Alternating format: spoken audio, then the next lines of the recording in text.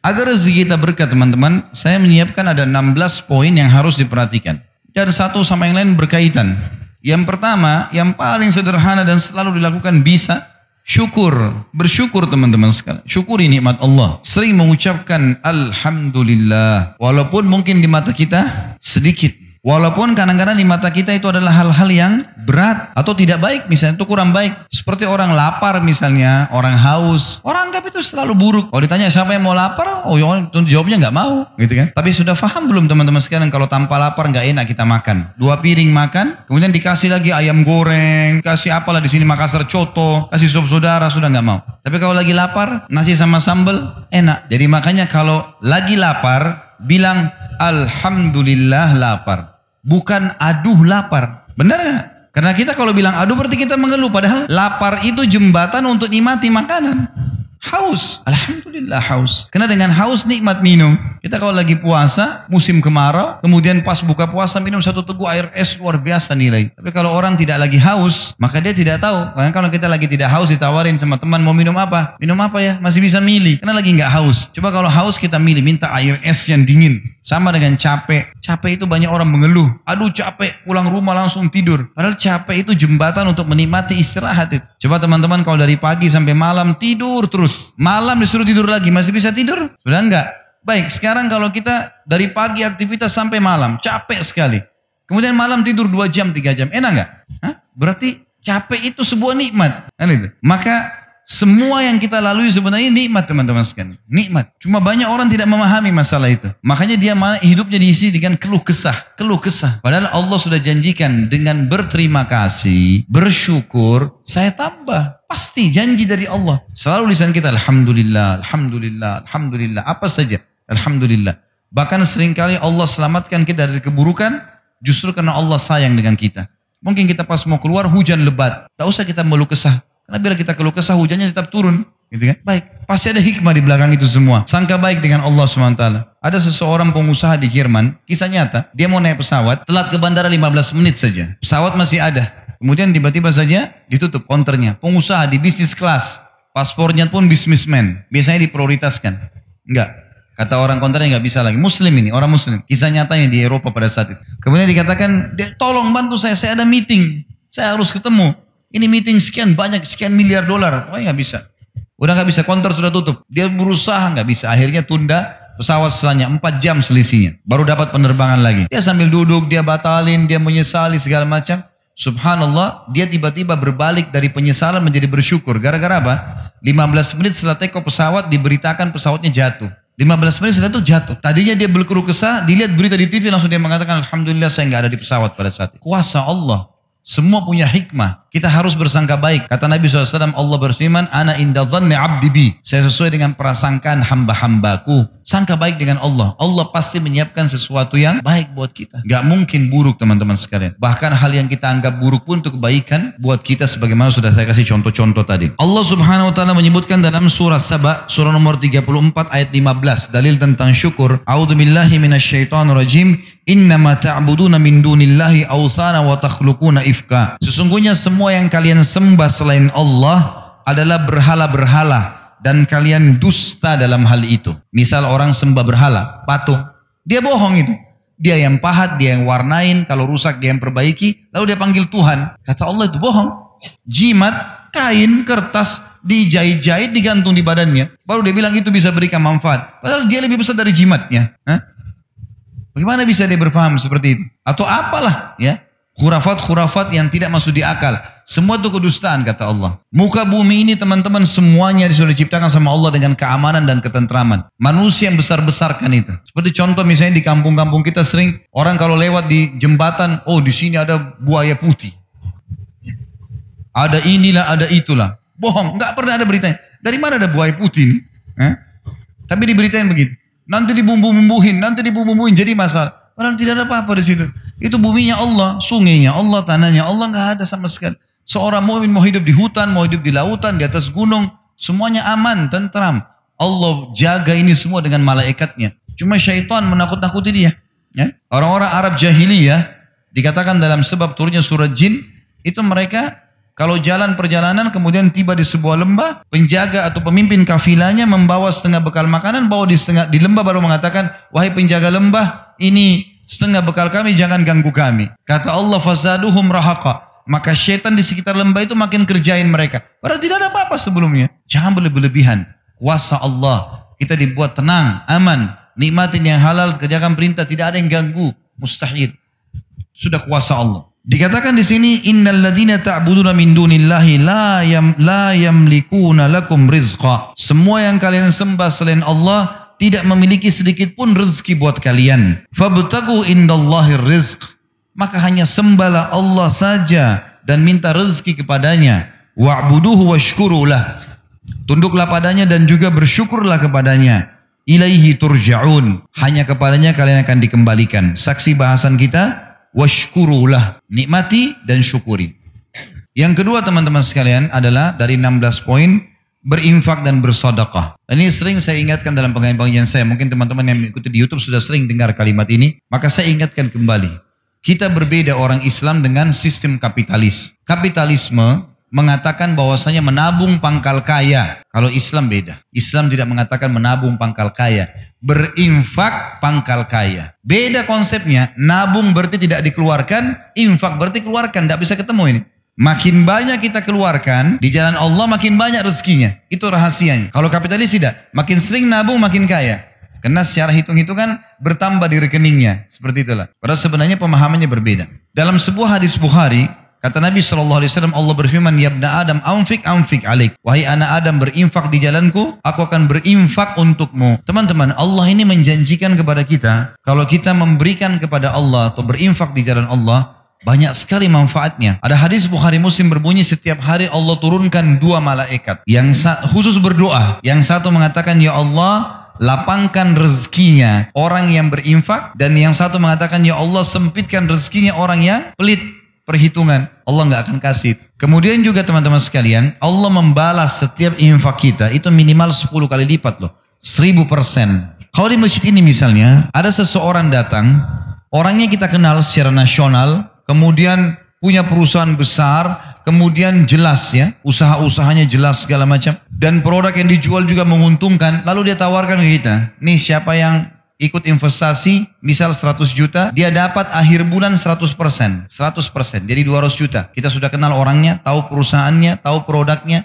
Orang bahkan berlumba-lumba mau investasi ditawarkan. Siapa yang mau berinfak, saya akan kasih 100% keuntungan. 100 juta dari 200 juta akhir bulan.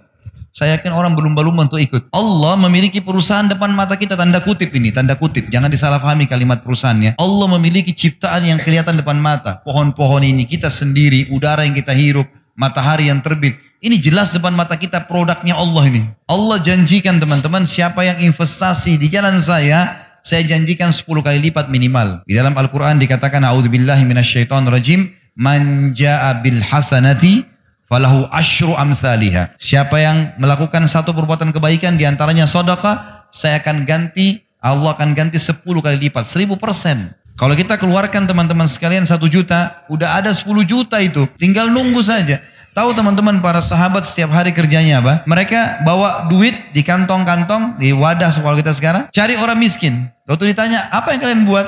Kami sedang investasi. Kasih orang miskin, Allah balas 10 kali lipat. Terus begitu. Di zaman Abu Bakar, Uthman bin Affan, Abu Abdurrahman bin Auf, sahabat-sahabat yang kaya, nggak ada akunting gitu kan. Belum ada sistem kayak kita sekarang komputerisasi yang rapi. Bagaimana cara mereka mengatur duitnya? Saya kalau baca sejarah mereka itu luar biasa. Dagang, transaksi, orang susah dibantu, orang yang memang layak dapat untung, diputar lagi modalnya, dikeluarin di jalan Allah, disedekahkan, yang sisanya dipakai modal. Begitu-begitu saja. Waktu mereka meninggalkan harta, kalau itu sekarang itu bisa ratusan miliar rupiah. Mungkin triliunan kalau uang rupiah. Mereka tidak punya admin, tidak punya apa-apa. Bagaimana mereka bisa atur semua itu? Karena sedekah. Abdurrahman bin Auf pernah buktikan kepada kita dalam kisahnya. Beliau pernah kedatangan keuntungan 1 peti emas. Belum pernah untung sebanyak itu. Dia duduk gelisah di dekatnya emas itu. Istrinya tanya, kenapa Abdurrahman? Saya gelisah lihat ini. Nggak pernah keuntungan kita sebesar ini. Allahu alam kalau terjadi di seseorang di antara kita yang dapat 1 peti emas, mungkin udah dalam di tanah kali ya, supaya nggak ketahuan di mana. Dia gelisah, istrinya bilang, kenapa? Saya gelisah, nggak pernah ada keuntungan begini. Kata istrinya, lalu apa yang kau lakukan? Saya mau infakkan jalan Allah. Jangan ada di rumah malam ini. Baik, sama istrinya bungkus-bungkus. bagi-bagiin, malam itu habis. Besok datang 2 peti. Kisah nyata ini. 2 peti yang seperti itu. Dia istrinya bilang, ini gimana? Infakkan lagi. Besoknya 3 peti. Setiap dikeluarkan dibalas sama Allah cash langsung pada saat itu. Cuma mau berani atau enggak nih? Percaya atau enggak? Ini kadang-kadang makan sama temannya. Mau traktir atau enggak ya? Ragu.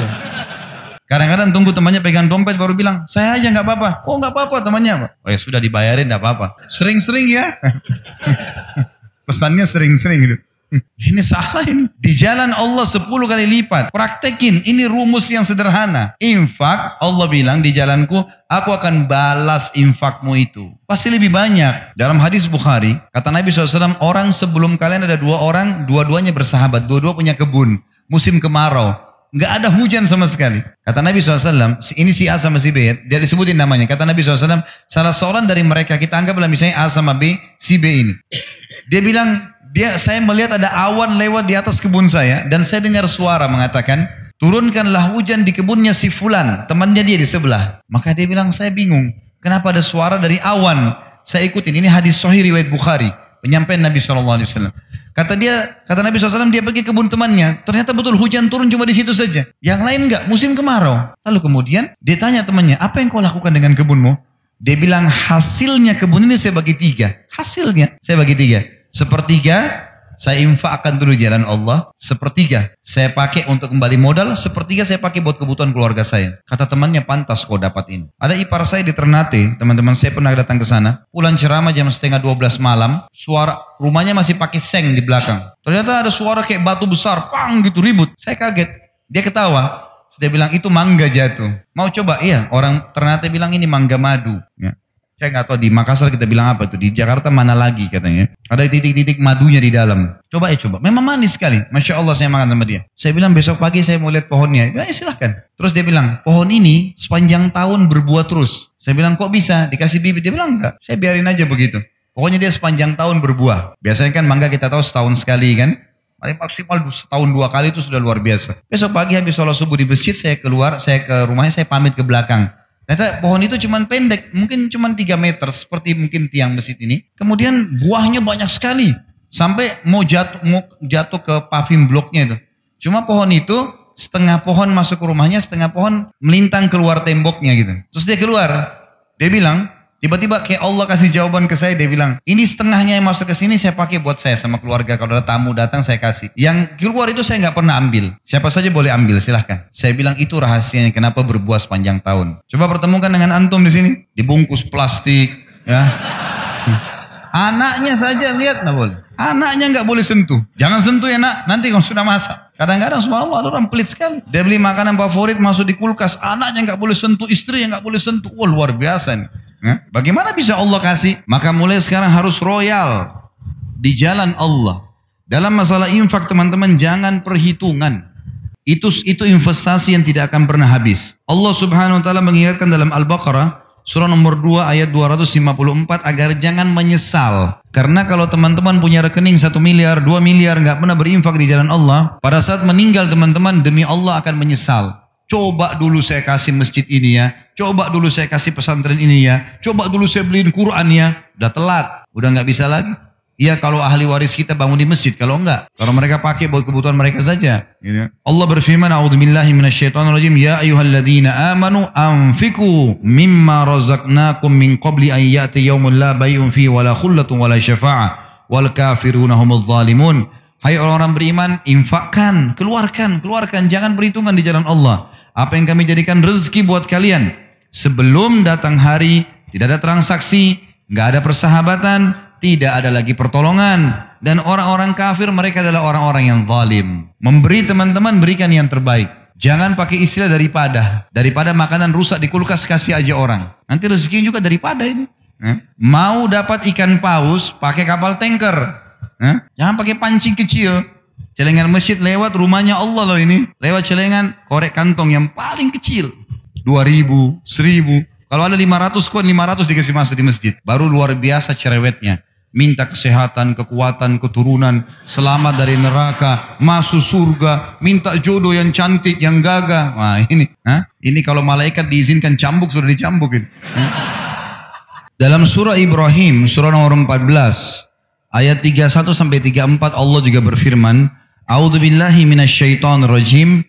Kulli ibadiyalladzina amanu, katakanlah hai Muhammad kepada hamba-hambaku yang beriman, yuqimus shalah, mereka selalu salat, jaga 5 waktu salatnya, itu waktu absen kepada Allah, datang on time di awal waktu. Wa yunfiqu mimma razaqnahum sirran wa alaniyah, dan mereka selalu ikutkan setelah salat infak, sembunyi-sembunyi atau terang-terangan. Karena kadang-kadang kita dimintai orang di pinggir jalan sudah. Ingat kaidah dalam ibadah, kalau ibadah telah tiba waktunya, saatnya eksekusi, bukan saatnya menilai. Misal azan, lalu kemudian kita lihat ada masjid, kayaknya masjid ini kotor, saya mau masjid sana saja. Bukan saatnya menilai. Azan, sholat, di masjid manapun sholat, gitu kan? Ada orang miskin lewat minta, bukan kita nilai orang ini masih kuat, orang ini bohong atau tidak, bukan urusan kita itu. Orang lagi minta, Tuhanmu lagi suruh kasih, bukan menilai. Eksekusi kasih orang. Ini pintu syaitan saja, membuat kita selalu menilai.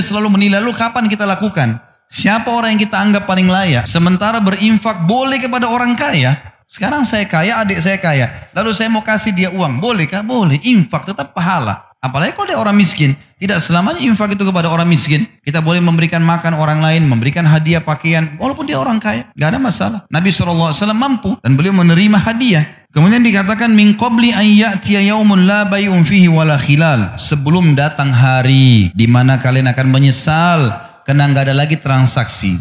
Orang-orang miskin yang kita temui di dunia, teman-teman, kalau kita ketemu di mahsyar, walaupun kita mau kasih 1 miliar rupiah sudah enggak laku miliaran rupiah di sana. Mau kasih pahala dia terima, duit dia sudah enggak terima. Mau kasih makanan dia enggak terima. Orang di akhirat enggak butuh makanan dunia. Tidak ada lagi transaksi dan tidak ada juga persahabatan. Lalu Allah menceritakan di ayat 32-nya Ibrahim, Allahul ladzi khalaqas samawati wal arda wa anzala minas samai ma'an fa akhraja bihi minats thamarati rizqan lakum. Yang telah memerintahkan kalian menjaga salat kalian dan menginfakkan apa yang menjadi rezeki buat kalian adalah Allah yang telah menciptakan seluruh langit dan bumi dan telah menurunkan air dari langit dan telah menumbuhkan dengan air-air itu buah-buahan sebagai rezeki buat kalian. Wa sakhkhara lakumul fulka litajriya fil bahri bi amri, dan yang telah menyuruh kalian salat dan berinfak di jalannya adalah yang telah menundukkan buat kalian bahtera-bahtera, sehingga yang telah menundukkan buat kalian lautan dan sungai sehingga bahtera-bahtera kalian bisa meraung di atasnya. Wasakhkhara lakumul anhar, dan telah menundukkan juga buat kalian sungai, jadi laut dan sungai. Wasakhkhara lakumus syamsa wal qamara daibain, dan yang telah merintahkan kalian salat dan berinfak adalah yang telah menciptakan dan mengatur matahari dan bulan yang rutin, matahari pagi hari, bulan di malam hari. Wasakhkhara lakumul laila wan nahar, dan yang telah menyuruh kalian salat dan berinfak adalah yang telah menundukkan malam dan siang. Wa atakum min kulli ma sa'altumuh, dan juga dia telah memberikan semua yang kalian minta. Wa in ta'uddu ni'matallahi la tuhsuha, kalau kalian ingin menghitung-hitung nikmat Allah, kalian tidak akan mampu menghitungnya. Innal insana la zalumun kafar, sesungguhnya manusia itu adalah makhluk yang zalim dan kufur. Tidak ada haknya dia, tidak ada haknya dia di situ andil, tapi dia merasa dia punya hak. Teman-teman sekalian, kalimat Allah di sini wa atakum min kulli ma sa'altumuh. Saya mau teman-teman renung ini. Allah bilang dan Allah memberikan semua yang kalian minta. Bagaimana kita pahami ayat ini? Mungkin ada di antara kita sini yang mengatakan, Ustaz, ada doa saya yang belum Allah kabulkan. Baik, pertemukan sekarang teman-teman antara kebutuhan kita sehari-hari dengan permintaan kita yang belum Allah kasih. Contoh, kita lagi lapar. Setiap hari kita lapar kan? Kalau kita nggak makan seharian lapar. Kita kadang-kadang cuma bilang begini, lapar. Kalimat itu saja. Dapat makanan, baik kita beli sendiri, baik kita dikasih orang, baik tiba-tiba ada yang sudah terhidangkan di rumah. Kalau kita tidak dipenuhi lapar kita tiap hari sama Allah, nggak bakal kita hidup sampai sekarang. Tiap hari kita haus, Allah penuhi haus kita. Tiap hari mata kita butuh cahaya, lalu Allah kasih cahaya. Tiap hari kita butuh energi untuk tubuh kita, Allah kasih. Gitu kan? Tiap hari banyak bahaya yang bisa menyerang kita dari bakteri, Allah jaga. Ingat ya, orang sehat lebih banyak daripada orang sakit loh. Di sebelah kita ada rumah sakit. Mana lebih banyak teman-teman? Orang yang jalan di jalanan atau orang yang di rumah sakit? Orang yang di jalanan lebih banyak. Lebih banyak orang yang sehat daripada orang sakit loh. Kita sekarang dalam kehidupan kita selama hidup, umur antum ini berapa? 30, 40, 50 tahun, 60 tahun. Mana lebih banyak sehat atau sakit? Lebih banyak sehatnya. Mana lebih banyak lapar atau kenyang? Kenyangnya lebih banyak. Kita kadang-kadang lapar, berapa menit kita makan selesai. Bisa berapa jam bertahan kan? Lebih banyak nikmat Allah loh sebenarnya pada kita. Jadi yang Allah belum kasih 1-2 permintaan. Yang lain Allah kasih loh. Kita capek tinggal tidur, kita lapar tinggal makan, kita hirup oksigen. Yang Allah belum kasih mungkin kita minta jodoh, kita minta pekerjaan. Itu pun ada hadis yang berbunyi begini. Sangka baik sama Allah.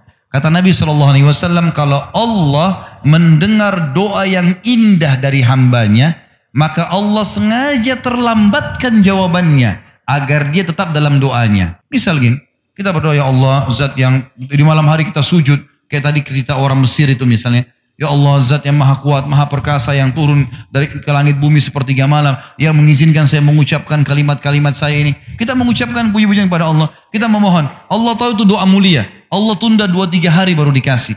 Bayangkan kalau kita dikasih langsung, misal ya Allah sembuhin saya, tiba-tiba sembuh saat itu, masih berdoa kira-kira? Berhenti. Tapi Allah kasih 2-3 hari, kita dapat dokter yang bagus, dosisnya seminggu baru sembuh, biar kita tetap dalam kondisi itu. Karena kalau kita dalam keadaan cobaan teman-teman, itu kita mudah menangis, mudah khusyuk. Kalau kita lagi ada masalah lalu kita sujud kepada Allah, nangis minta jalan keluar, tuh luar biasa nikmatnya. Kenikmatan itu tidak bisa dibeli loh. Kalau kita lagi sehat terus kita mau nangis susah, mau berusaha nangis saja susah. Padahal kita kalau lagi ada masalah kita bisa mudah menangis. Berarti ada kenikmatan yang Allah kasih di situ. Coba pikir ke sananya. Jangan selalu berpikir Allah belum kasih saya. Padahal sebenarnya dari sekian banyak nikmatnya Allah lebih banyak Allah kasih. Kadang-kadang kita setahun sehat teman-teman, tahun depan Allah cuma coba seminggu kita sakit flu. 365 hari sehat, 1 minggu sakit. Tidak berimbang sebenarnya. Kuasa Allah Subhanahu wa taala sebenarnya. Jadi berpikir ke sana. Lalu dikatakan poin yang ketiga. Selain syukur, selain infak adalah fokus menikmati yang halal dan thayyib. Halal adalah sesuatu yang Allah bolehkan ya. Dan thayyib artinya berkualitas. Renungi ini dulu teman-teman sekalian. Dalam Islam kita disuruh nikmati ya. Disuruh nikmati teman-teman ya.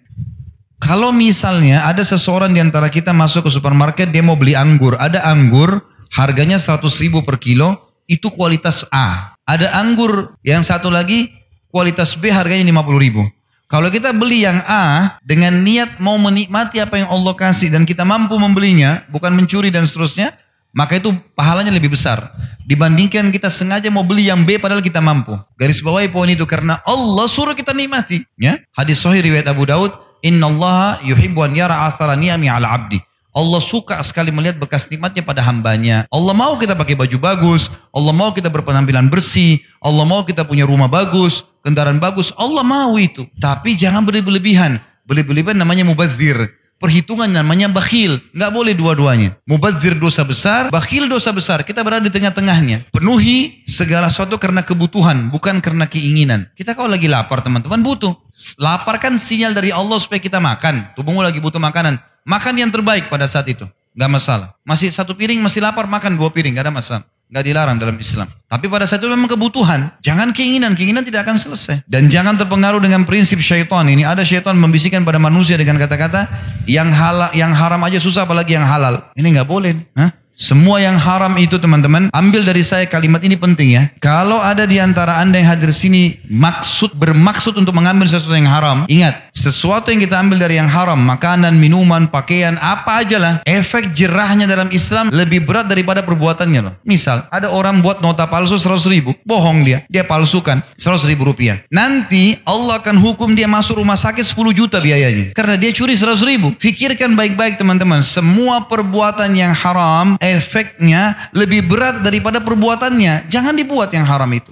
Nggak baik. Orang zina sejam di hotel, itu sudah cukup Allah buat dia sakit 2 bulan, 3 bulan, setahun. Gitu kan. Ada orang kena penyakit kelamin seumur hidup, naudzubillah. Padahal perbuatannya 1 jam tadi. Bisa orang kucing lewat, ditendang sama dia. Kucing dipikir nggak melawan, makhluknya Allah loh. Tuhan kita sama. Tuhannya akan balas. Nanti kita jalan pakai sepatu baru, keselio 2 minggu sakit. Padahal tadi tendang kucingnya itu cuma nggak sampai 1 menit. Tapi dihukum sama Allah 2 minggu sakit.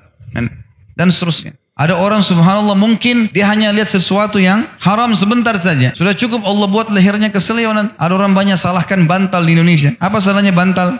Bantal nggak pernah salah. Ya, nggak bisa bicara, nggak bisa bergerak. Tapi lehernya buat masalah terus ini. Suka melirik-melirik yang haram. Jadi Allah hukum. Sedekah yang paling tinggi sedekah buat diri kita sendiri. Baru sedekah buat keluarga, baru kerabat, baru kemudian umumnya kaum muslimin. Sebagaimana ada sahabat yang mengatakan, ya Rasulullah, saya punya 1 dirham. Kata, di mana saya infakkan? Kata Nabi, buat dirimu dulu. Beli baju buat kamu, beli tas, beli kebutuhan, kendaraan silakan pakai buat kamu. Ada lagi ya Rasulullah 1 dirham. Kata Nabi SAW buat anakmu. Ada lagi ya Rasulullah 1 dirham buat istrimu. Ada lagi ya Rasulullah 1 dirham buat kerabatmu. Ada lagi ya Rasulullah. Kata Nabi SAW, engkau lebih tahu di mana kau letakkan. Setelah itu silahkan bebas. Jadi kita boleh menikmati itu. Salah kalau enggak. Ingat, hati-hati dengan perkataan yang salah. Orang banyak menganggap zuhud. Zuhud itu apa? Makan roti kering, ya, pakai sandal jepit, nggak boleh pakai kendaraan yang bagus. Ini salah ini. Dari mana ini? Ini pemahaman yang keliru sekali. Nabi SAW tidak pernah makan roti kering loh. Nabi SAW paling gemar makan paha kambing. Nabi SAW memiliki beberapa orang istri poligami. Setiap istri punya rumah, setiap rumah punya unta. Kalau kita sekarang punya mobil, ya. Bahkan Nabi SAW punya beberapa orang supir yang membawa untanya beliau. Nabi SAW punya beberapa orang pembantu di rumah yang bantu beliau sendiri. Ada Anas bin Malik, ada Zaid bin Harithah, ada banyak beberapa orang. Abdullah bin Mas'ud khusus untuk ngurus sendalnya Nabi sama siwaknya saja. Nabi SAW nikmati. Boleh. Jangan salah faham ini ya. Gak boleh salah faham. Ada orang yang mengangkat hadis Bukhari berbunyi begini. Aisyah berkata radhiyallahu anha, kalau kami di rumah Nabi SAW pernah sebulan tidak menyalakan api dan kami makan kurma dan minum air. Ada orang masukkan ini dalam bab, oh berarti orang muslim harus begini. Hidupnya tidak boleh nikmati makanan. Ini salah ini. Sebagian ulama hadis mengatakan kita harus bersangka baik dengan Nabi Muhammad SAW. Tidak mungkin beliau tidak mampu membiayai keluarganya 1 bulan. Bukan itu yang dimaksud. Tapi beliau sedang menterapi di rumah, makan kurma. Sampai sebagian ulama mengatakan kalau orang mau terapi dari penyakit kronis, coba sebulan makan kurma sama air putih saja. Tidak usah makan yang lain. Dengan izin Allah penyakitnya akan hilang. Jadi jangan sangka buruk dengan perilaku Nabi SAW. Jelas ya? Yang keempat, memperbanyak taubat dan istighfar kepada Allah. Karena memang seringkali dosa yang menjadi penyebab rezeki kita tertahan. Di dalam hadis Nabi SAW yang sahih, kalau seandainya tersebar zina di tengah-tengah masyarakat, riwayat lain ditambah dengan riba, ya, maka Allah akan menahan rezeki dari langit. Allah akan tahan rezeki dari langit. Jadi kalau ada urusan-urusan belum selesai, perbanyak istighfar teman-teman sekalian. Istighfar kepada Allah SWT. Karena memang ini akan memudahkan urusan-urusan kita. Karena kadang-kadang ada dosa memang menjadi penyebab itu. Dosa itu seperti sumbatan di saluran air. Kalau dia ada, maka akan menghambat air. Tarik sumbatan itu, memohon ampun kepada Allah, maka insya Allah Allah akan maafkan. Walaupun kita tidak sadar, kalau kita punya dosa, tetap kita beristighfar kepada Allah Subhanahu wa ta'ala. Sebagaimana sabda Nabi SAW, saya pribadi, kata Nabi, beliau seorang Nabi, bertaubat dan beristighfar kepada Allah 1 hari 70, riwayat lain 100 kali. Ya, kata sebagian ulama, siapa yang beristighfar, bertaubat kepada Allah dengan ikhlas 100 kali, maka sama saja dia sedang membersihkan 100 dosanya hari itu. Kalaupun dia tidak ada dosa sampai 100, maka akan dicatat pahala di sisi Allah Subhanahu wa ta'ala. Allah berfirman tentang istighfar dalam surah Nuh, surah nomor 71 ayat 10 sampai 12. A'udzubillahi minasyaitonirrajim. Faqultu astaghfiru rabbakum innahu kana ghaffara yursilis samaa 'alaikum midrara wa yumditkum bi amwalin wa banin wa yaj'al lakum jannatin wa yaj'al lakum anhara. Maka aku berkata kepada kaumku, bertaubatlah kalian, beristighfar kepada Tuhan kalian karena Dia Maha Pengampun. Niscaya Dia akan mengirimkan dari langit hujan yang lebat. Makna yang lain adalah rezeki yang banyak, dan juga akan memperbanyak harta-harta kalian dan memperbanyak anak-anak kalian serta memperluas kebun-kebun kalian dan juga memperbanyak sungai-sungai dan lautan kalian. Di sini kita lihat teman-teman sekalian bagaimana ayat Al-Quran sangat jelas memerintahkan kita untuk beristighfar dan bertaubat kepada Allah Subhanahu wa ta'ala. Kata Abdullah bin Umar radhiyallahu anhuma, saya tidak melihat ada sebuah kata kunci di mana saya selamat dari masalah yang sedang saya hadapi kecuali istighfar. Kadang-kadang saya melakukan sebuah dosa, maka Allah haramkan saya sholat subuh berjamaah di masjid sampai sebulan, dan tidak Allah angkat itu kecuali dengan istighfar dan taubat. Ini sangat besar sekali manfaatnya. Beristighfarlah kalian semua kepada Tuhan kalian, maka Dia sangat pengampun. Yursilis sama alaikum midrara, Dia akan turunkan dari langit banyak sekali hujan atau rezeki. Wa yumditkum bi amwalin wa banin, dan Dia akan memperbanyak harta juga keturunan kalian. Wa yaj'al lakum jannatin wa yaj'al lakum anhara, dan Dia akan memperbanyak dan melebatkan hasil kebun-kebun kalian dan juga memperkaya isi laut dan sungai kalian. Yang kelima, bertakwa kepada Allah, selalu patuh. Takwa ringkasnya adalah patuh. Bagaimana seseorang patuh kepada Allah Subhanahu wa ta'ala. Dan orang yang patuh kepada Allah akan bahagia teman-teman sekalian, akan selalu bahagia. Patuhlah kepada Allah. Ada orang lihat atau tidak ada yang lihat. Karena Allah akan selalu bersama dengan orang-orang yang patuh kepadanya. Menikmati hubungan dengan Sang Pencipta sangat indah, sangat baik. Allah bolehkan ambil, Allah nikmati, Allah larang tinggalkan. Dan Allah menjanjikan dalam Al-Quran kurang lebih 226 ayat berbicara masalah keutamaan orang yang bertakwa. Tapi yang jadi saksi bahasan kita adalah surah At-Talaq, surah nomor 65 ayat 2 sampai ayat 5. A'udzubillahi minasyaitonirrajim. Wa may yattaqillaha yaj'al lahu makhraja. Siapa yang bertakwa kepada Allah, Allah akan berikan jalan keluar dari masalahnya. Kemudian ayat 3-nya wa yarzuqhu min haitsu la yahtasib. Dan Allah akan memberikan kepadanya jalan keluar, Allah akan berikan kepadanya rezeki dari tempat yang ia tidak sangka-sangka. Ayat 4-nya, itu ayat 2 sama ayat 3. Ayat 4-nya wa may yattaqillaha yaj'al min amrihi yusra. Siapa yang bertakwa kepada Allah, Allah akan mudahkan segala urusannya. Ayat kelimahnya wa may yattaqillaha yukaffir anhu sayyi'atihi wa yu'zim lahu ajra. Siapa yang bertakwa kepada Allah, Allah akan ampuni dosa-dosanya dan lipat gandakan balasannya. Yang keenam, bertawakal. Tawakal artinya menyerahkan perkara setelah berusaha. Allah Subhanahu wa taala menyuruh kita bertawakal. Ikhtiar dulu, kemudian serahkan hasilnya kepada Allah Subhanahu wa taala. Makin pasrah kepada Allah maka makin baik. Sebagaimana sabda Nabi SAW dalam hadis Bukhari, kalau kalian betul-betul bertawakal kepada Allah, betul-betul menyerahkan hasil usaha, setelah ikhtiar, baru kemudian baru serahkan hasilnya kepada Allah, maka pasti Allah akan berikan kepada kalian rezeki seperti seekor burung yang pergi pada pagi hari, kemudian dia kembali sementara perutnya sudah terisi dengan makanan. Hewan-hewan tuh teman-teman sekalian, nggak punya ijazah kayak kita, nggak ada ide bisnis, nggak tahu komputer, nggak tahu HP, hidup, makan, minum. Mereka keluar pada pagi hari cari rezeki. Malam sampai sudah kenyang. Sampai ajalnya datang. Miliaran jumlahnya hewan. Bisa hidup.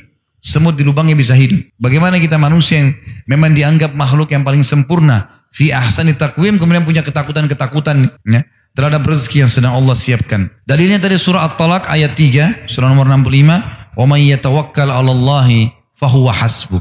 Siapa yang bertawakal kepada Allah, serahkan hasil usahanya kepada Allah, maka Allah akan jadi pencukup baginya. Yang ketujuh, silaturahim. Silaturahim artinya melanjutkan hubungan kerabatan. Kita semua alhamdulillah punya rahim, punya kerabat yang punya hubungan darah sama kita. Dan tidak dinamakan rahim kalau seseorang itu satu kampung, satu negara. Kata Nabi SAW dalam masalah ini, hadis sahih riwayat Bukhari, siapa yang ingin diberkahi umurnya, diluaskan rezekinya, maka dia melanjutkan hubungan silaturahim. Dan silaturahim yang paling puncak adalah hubungan dengan kedua orang tua. Ya, teman-teman di sini yang pendatang, orang tua yang masih hidup di kampung, telepon setiap hari, pakai stopwatch teman-teman, 1 menit saja. Kalau rasa berat, padat kerjaan, maka harusnya kita tetap luangkan waktu. Mereka adalah sumber kehidupan kita. Ya, ridho Allah ada di ridho kedua orang tua. Kita kadang-kadang subhanallah kalau ditelepon sama partner bisnis, teman kantor, atau calon pasangan hidup, sibuk menerima telepon mereka berjam-jam. Tapi kalau ibunya telepon, buru-buru, sudah bu ya saya ada kerjaan, biarkan dia ngomong. Kalau perlu berhentikan semua kegiatan. Seorang syekh ditelepon sama ibunya lagi pengajian di Jeddah, teman-teman, diberhenti. Mic-nya dimatikan, waktu ibunya telepon kemudian dia angkat. Iya ibu, saya ada perlu nak, perlu beli ini, perlu beli itu. Baik, saya datang sekarang ibu. Ditutup teleponnya lalu dia bilang, maaf jemaah, ibu saya lagi butuh. Tutup kafaratul majlis, tinggalkan majlisnya, dia pergi layani ibunya. Dia nggak bilang sama ibunya, bu tadi saya lagi pengajian loh itu. Nggak, sama sekali. Berapa orang di antara kita begitu, sibuk di kantor. Kenapa tadi nggak angkat teleponnya nak? Ibu kan tahu itu jam kerja saya. Marah-marah sama ibunya. Padahal subhanallah ini adalah puncak silaturahim. Rezeki kita ada di situ. Berbuat baiklah teman-teman sekalian. Penuhi kebutuhan mereka, samponya, sabunnya, odolnya, sikat giginya, bedaknya, handuknya, penuhi semuanya. Kalau perlu jangan sampai mereka beli sendiri. Kirimkan dari Makassar ke kampung-kampung itu. Itu luar biasa fadilahnya. Kata Nabi SAW, ibumu dan ayahmu, kemudian saudarimu, saudaramu, lalu kerabat terdekat. Itu orang-orang yang paling dekat dengan kita. Jadi ini rahim yang harus dijaga. Kadang-kadang subhanallah kita setahun sekali mudik, itu pun pada saat setahun sekali ketemu sebentar sama orang tua, salaman, lalu tinggalkan mereka. Ketemu sama teman-temannya. Orang tua lagi butuh, rindu, mau bicara sama kita. Doanya mereka sangat luar biasa. Seorang salaful ummah di kancah peperangan teriak-teriak, saya sudah menang, kita pasti menang, Allahu Akbar. Terus dia takbir. Sampai orang-orang bingung, ini pasukannya sedikit, lagi dipukul musuh. Kayaknya menang betul, gitu kan? Terus tanya sama pasukannya, kenapa tadi anda begitu yakin? Dia bilang, karena tadi sebelum saya berangkat, waktu kita sebelum berangkat ke medan perang ini, saya sudah pesan sama ibu saya, ibu doain saya ya, supaya saya menang. Dan saya yakin ibu saya sedang doakan dan Allah utus pasukan dari langit membantu saya. Jangan merembet tangan-tangan yang sudah keriput orang tua kita teman-teman sekalian. Mereka angkat tangan ke langit diijabah. Kata Nabi SAW, doa orang tua buat anaknya diijabah. Itu silaturahim yang paling tinggi. Jangan anggap remeh. Mulai malam ini programkan untuk selalu tanya kabarnya orang tua, ya, beri kebutuhannya, antarkan makanan. Apalagi kalau satu kota Makassar, bawa ke rumahnya, datang, luangkan waktu untuk ke sana. Yang kedelapan, haji dan umrah. Dan ini sesuai dengan hadis Nabi SAW, haji dan umrah yang dikerjakan secara berkesinambungan akan menghilangkan kesusahan hidup dan kemiskinan, sebagaimana api menghilangkan karat dari besi. Ada yang tanya sama saya, Ustaz, saya sudah umrah tahun lalu, sekarang ada uang mau umrah lagi. Umrah lagi atau saya lakukan yang lain? Saya bilang umrah lagi. Kalau saya, umrah lagi. Kecuali ketemu dengan hutang ya. Umrah sunnah, kalau bayar hutang wajib, selesaikan hutang. Tapi kalau mau ibadah apa lagi, maka umrah. Baik, saya punya duit Ustaz, saya mau umrah lagi atau saya umrahin kerabat saya atau teman saya? Jawabannya Anda umrah lagi. Karena tidak ada jaminan umrah yang lalu sudah diterima sama Allah. Dan sekarang yang sedang kena hukum untuk melakukannya adalah kita, karena kita lagi wajib. Kecuali kita sudah bayar, ada lebih lagi, kita bawa kerabat kita, silahkan. Jangan biarkan orang lain melakukannya tanpa kita lakukan, ya. Dan jangan cuma menonton orang lain mengerjakan ibadah. Ini nggak benar. Kita harus di situ punya andil. Kalau kita lagi satu mobil sama teman, ada orang miskin ketuk-ketuk kaca, biasanya kalau teman kita sudah kasih duit, kita juga nggak ikut-ikutan kasih duit kan? Karena kita pikir, oh dia sudah kasih. Ini sama saja nonton orang lain masuk surga, kita sendiri enggak gitu. Ya? Mesti kita andil di situ. Ya? Kenapa kita harus bangga dengan perbuatannya orang lain? Gitu kan? Oh orang itu baik ya. Orang itu, kamu bagaimana? Ibu saya itu setiap subuh baca Quran. Ya ibumu, kamu? Bagaimana? Harus kita berbuat. Haji dan umrah manfaatnya besar sekali. Setiap kali kita ke sana kita akan mencas diri kita. Atha bin Abi Rabah rahimahullah, ulama tabi'in, umurnya 100 tahun. 70 tahun dia, 70 kali dia haji. 70 tahun, 70 kali. Ini luar biasa, maka boleh diulang-ulangi. Dari iman kita disuruh ulangin. Dan itu insya Allah termasuk hal yang mengecas iman kita dan menjadi penyebab datangnya rezeki. Yang kesembilan, hijrah. Dan hijrah ini artinya meninggalkan wilayah kafir ke wilayah Islam. Tidak boleh teman-teman sekali memaksakan diri tinggal di wilayah orang kafir kalau kita nggak bisa ibadah. Nggak boleh. Kata Nabi SAW, Ana bari'un mimman asya baina adhurul musyrikin. Saya berlepas diri dari orang-orang yang hidup sengaja di tengah-tengah orang kafir. Ya. Nanti kalau mau meninggal susah, jenazahnya nggak tahu dikubur di mana, mau sholat susah, ya mau cari makanan halal susah, gitu kan? Hijrah ke wilayah Islam diperintahkan dan penyebab bertambahnya rezeki. Kalau ada orang bilang dia ke negara kafir untuk mengambil rezeki, ini keliru. Ke negara Islam, karena Allah SWT berfirman dalam surah An-Nisa, surah nomor 4 ayat 100. A'udzu billahi minasyaitonir rajim, wa may yuhajir fi sabilillah yajid fil ardi muragaman katsiran wa sa'a. Siapa yang hijrah di muka bumi ini di jalan Allah ke wilayah-wilayah Islam dari wilayah kafir, maka dia akan dapatkan peluang-peluang yang besar dan kelapangan rezeki dijanjikan oleh Allah Subhanahu wa taala. Dan kita tahu sahabat pada saat hijrah dari Mekah ke Madinah, mereka dibukakan oleh Allah pintu-pintu rezekinya. Yang ke-10, doa. Berdoa kepada Allah SWT, selalu berdoa. Jangan pernah berhenti teman-teman. Jangan berdoa pada saat darurat saja. Kata Nabi SAW, kenali Tuhanmu, maksudnya berdoalah kamu selalu. Ya. Pada saat kamu lagi senang, maka dia akan kenali kau pada saat kamu lagi susah. Berdoa. Dan doa ini ada kiat-kiatnya.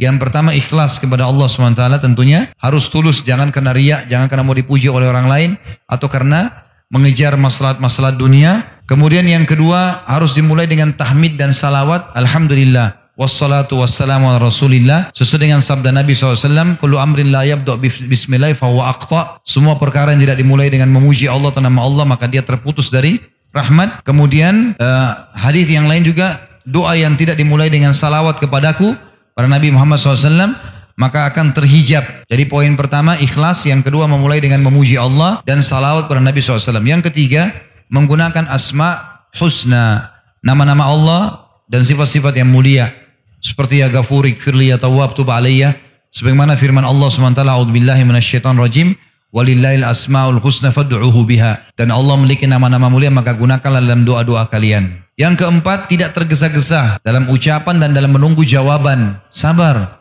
nikmatin prosesnya. Mulai kita mengucapkan Rabbana atau Allahumma, itu sudah ada garis startnya, sudah ada garis finishnya. Sabar, nikmati prosesnya. Sebagaimana sudah saya jelaskan tadi di awal-awal pertemuan kita.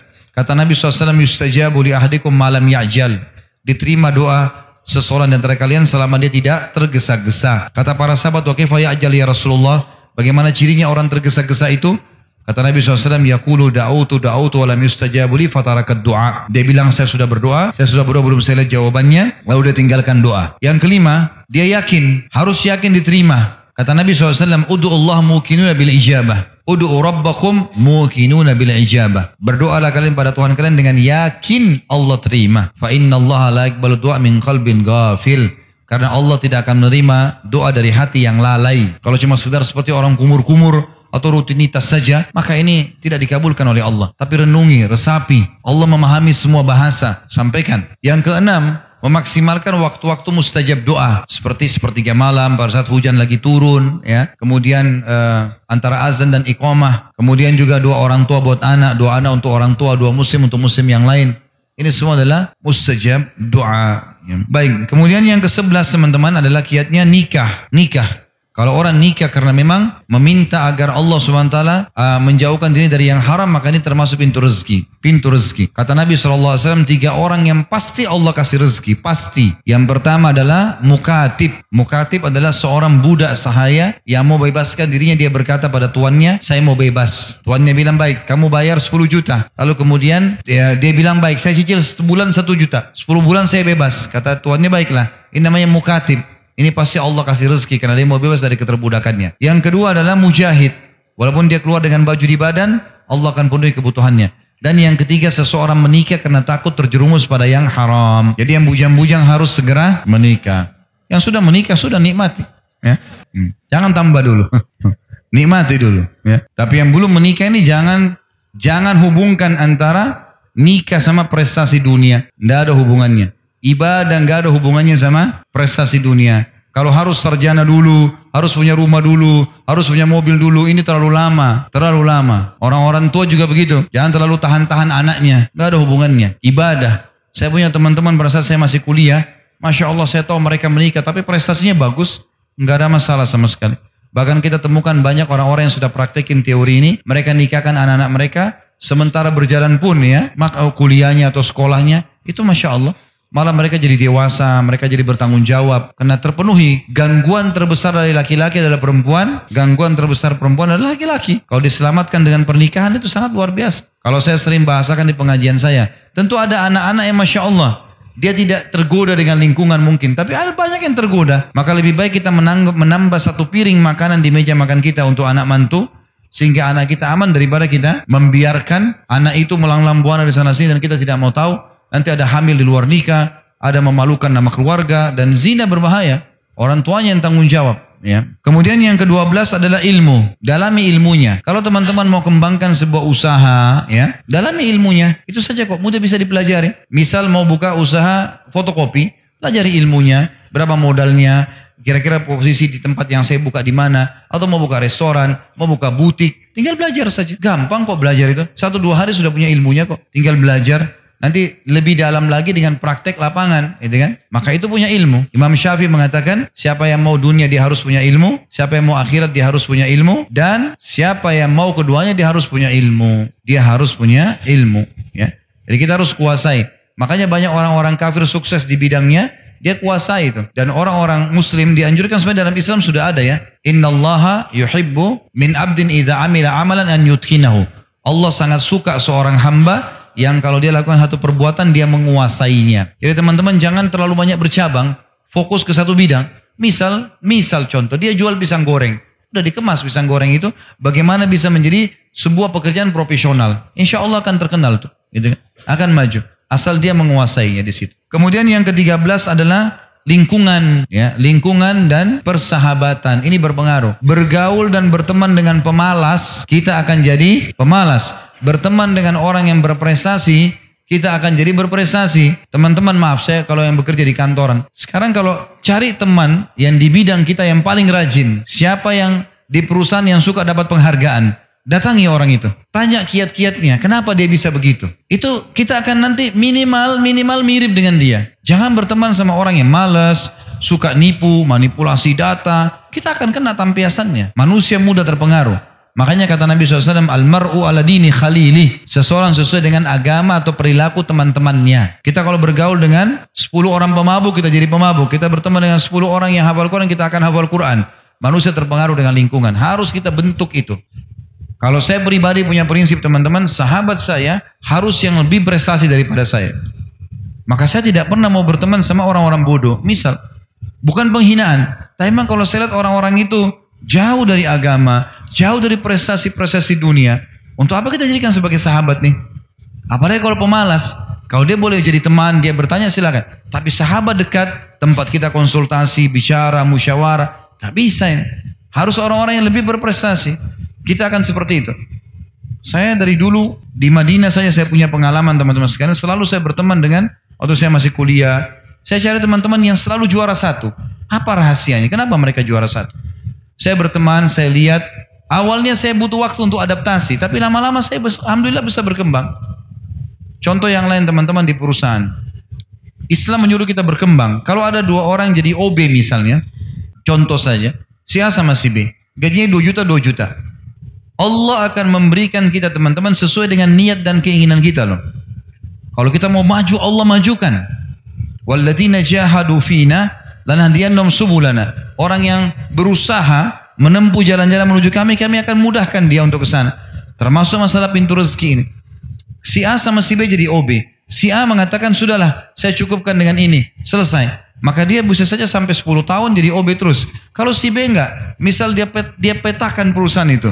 Saya dari OB bisa jadi apa saja sih? Oh tingkatannya ini, gajinya ini. Cara untuk mencapai tingkatan ini 1, 2, 3, 4, 5. Dikejar prestasi itu. Maka pasti dia akan dekat ke situ. Walaupun mungkin dia belum mendapatkannya, minimal dia bisa dekat di situ. Kemudian yang ke-14 adalah keterampilan. Ya kalau bahasa saya sebenarnya inovatif ya. Dan kreatif teman-teman sekalian. Jadi jangan selalu fokus dan bangga dengan produk orang. Coba berusaha. Bagaimana kita bisa punya produk sendiri. Kita berusaha sendiri. Memang jangka pendek tidak langsung menguntungkan. Tapi jangka panjang itu besar sekali manfaatnya. Enggak ada orang buka usaha kemudian 100% langsung untung terus. Itu enggak normal itu. Pasti ada masalah dia naik turun. Ada cobaan. Ada pegawai berhenti. Ada ini. Ya itu tantangannya. Di situ tantangan kita jadi lebih pintar nantinya. Tapi alhamdulillah bertahan. Gitu kan. Yang ke-15 adalah afaf. Afaf itu memuliakan diri. Dan ini ada 16 poin saja ya. Saya ringkaskan karena lihat waktu. Afaf itu memuliakan diri, tidak mengemis. Ya, kata Nabi SAW, tidak ada seseorang yang membuka pintu afaf, mulia. Kalau dia mau terima sesuatu, dia balas dengan jasanya. Dia bekerja supaya dia dapat anggaran, dia dapat sesuatu. Jadi bukan dia cuma tahu mengemis. Siapa yang afaf, Allah akan bukakan baginya pintu kekayaan. Dan siapa yang membuka pintu mengemis, Allah akan bukakan baginya pintu kemiskinan. Kita lihat pengemis itu kalau begitu terus, maka sampai tua, sampai meninggal dia akan mengemis. Bahkan dia wariskan kepada anak-anaknya. Ini dalam Islam tidak dibolehkan sebenarnya. Harusnya dia bisa memperbaiki keadaannya. Dan yang terakhir yang ke-16 adalah jihad di jalan Allah. Jihad adalah pintu rezeki. Sebagaimana kita tahu ada ghanimah dalam jihad. Kata Nabi SAW, sungguh ghanimah, harta rampasan perang diharamkan untuk nabi-nabi sebelumku dan dihalalkan untukku dan umatku. Ya, dalam riwayat lain dikatakan, kalau ghanimah di zaman sebelum Nabi Muhammad SAW didatangkan, maka dikumpulkan lalu nabinya berdoa lalu turun petir dari langit menyambar harta-harta tersebut sehingga hangus. Tapi di zaman Nabi SAW tidak. Menjadi harta rampasan perang. Apa yang dimiliki oleh musuh di medan perang, kalau kita menang maka menjadi ghanimah dan halal bagi muslimin untuk menikmatinya. Allahu a'lam.